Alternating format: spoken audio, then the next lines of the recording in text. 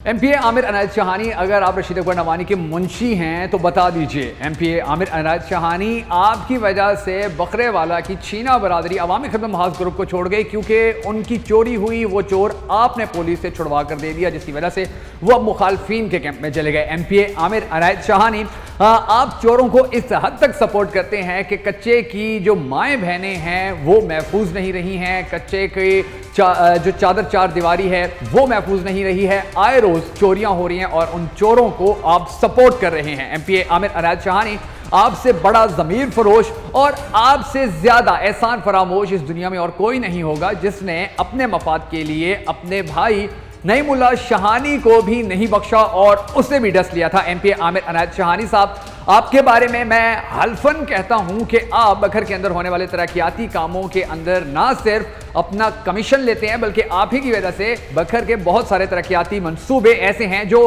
रुके हुए हैं। इसी तरह के और बहुत सारे इल्जामात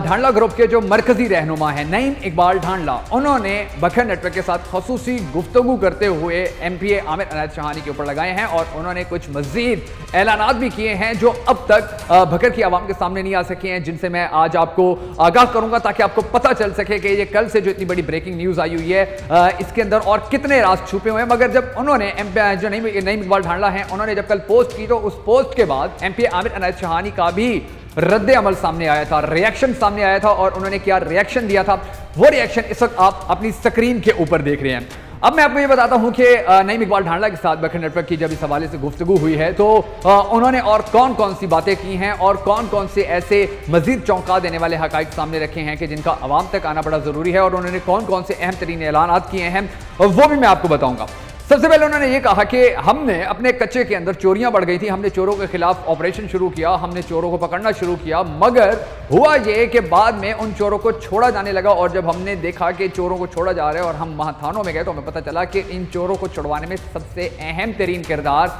सबसे बड़ा किरदार एमपीए आमिर अनायत शहानी ही अदा कर रहे हैं। उन्होंने कहा कि मैं हल्फन कहता हूं कि एमपीए आमिर अनायत शहानी कमीशन खाते हैं। उन्होंने ये भी कहा कि हमारे ग्रुप के साथ मिलकर अलायंस करके ये जीते हैं, मगर ये 80% उन लोगों को काम करते हैं कि जो मुखालिफ ग्रुप के होते हैं। उन्होंने ये भी कहा कि मैं बहुत जल्द सिटी के अंदर एक इकट्ठ करने जा रहा हूं और उस इकट्ठ के अंदर में एमपीए आमिर अनायत शहानी क्या जितनी भी उनके हवाले से हकाइक हैं वो सब अवाम के सामने रखूंगा। उन्होंने ये भी कहा कि एमपीए आमिर अनायत शहानी जफरुल्लाह ढांडला और अवामी खिदमत महाज ग्रुप की वजह से जीतते हैं, मगर आज ये एमपीए आमिर अनायत शहानी की वजह से ही जफरुल्लाह ढांडला और ग्रुप को बहुत सारी तनकीद का सामना है, बहुत सारी मुश्किलात का सामना है। उन्होंने ये भी कहा कि जो शहानी हाउस का डेरा है, अगर वहां पर 100 लोग बैठे हों तो उन 100 लोगों में से 30 लोग अवामी खिदमत महाज ग्रुप के होते हैं, 70 लोग मुखालिफ ग्रुप के होते हैं और फिर उन 100 में से अगर किसी 10 का भी काम किया जाता है तो वो 10 मुखालिफ ग्रुप के होते हैं और उनको राम करने के लिए एमपीए आमिर अनायत शहानी अवामी खिदमत महाज ग्रुप के जितने भी वर्कर्स हैं उनको मुश्किल में अकेला छोड़ देते हैं और ना सिर्फ वर्कर्स को मुश्किल में अकेला छोड़ देते हैं, बल्कि उन्होंने ये भी कहा कि एमपीए आमिर अनायत शहानी इस वक्त पाकिस्तान तहरीक इंसाफ के साथ सिर्फ इसलिए जुड़े हुए हैं कि वो पाकिस्तान तहरीक इंसाफ का टिकट हासिल करने के अंदर कामयाब हो जाएं और मुश्किल जितने भी मरहलात आए, जितने भी मुश्किल वक्त आए, जितनी भी मुश्किल सिचुएशंस बनी पाकिस्तान तहरीक इंसाफ के ऊपर, तो उन सब में एमपीए आमिर अनायत शहानी मुकम्मल तौर पर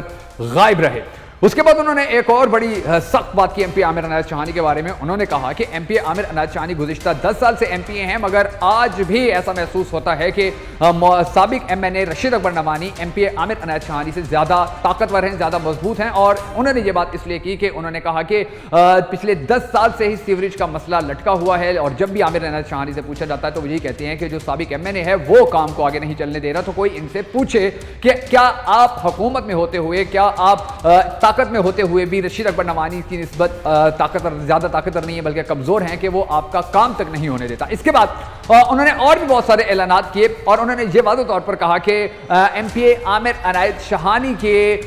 खिलाफ अब उनके बारे में जितना भी कट्टा चट्टा है वो खोलने के लिए मैं पूरी तरह सामने आऊँगा, मैं पूरी तरह ज़ाती तौर पर अपने साथियों के साथ मिलकर, अपने दोस्तों के साथ मिलकर इसके खिलाफ बाकायदा तौर पर ऐलान जंग कर रहा हूं। उन्होंने ये भी कहा कि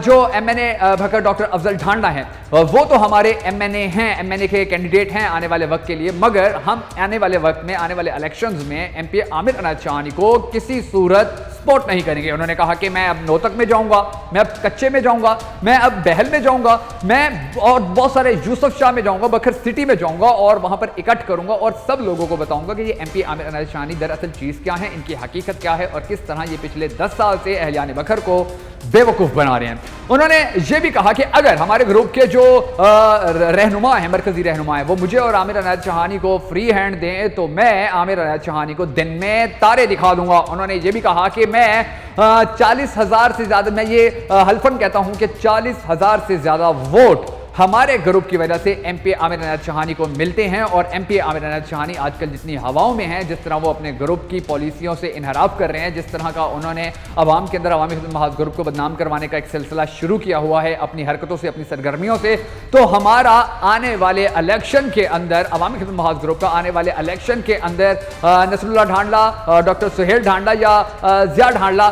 और इन शख्सियात में से कोई एक शख्सियत हमारा MPA का कैंडिडेट हो सकता है, MPA के लिए वो खड़ा हो सकता है और MPA के लिए वो मैदान में आ सकता है। तो ये सब बातें उन्होंने की हैं और देखना ये है कि अब वो मुस्तकबिल में इन सब बातों के ऊपर किस तरह अमल पैरा होते हैं। मगर आपने ज़रूर बताना है कि आप MP आमिर अनायत शहानी या जो उनके एंटी इस वक्त खड़े हुए हैं, जितने भी लोग हैं, उनके अपने ही जो अलायंस के लोग हैं वो खड़े हुए हैं, तो इन लोगों में से आप किसको ज़्यादा ईमानदार समझते हैं, आप किसको ज़्यादा ऐसा समझते हैं कि नईम इकबाल ढांडला आवाम की खिदमत ज़्यादा करने का जज्बा रखते हैं या MP आमिर अनायत शहानी, ज़रूर बताइएगा।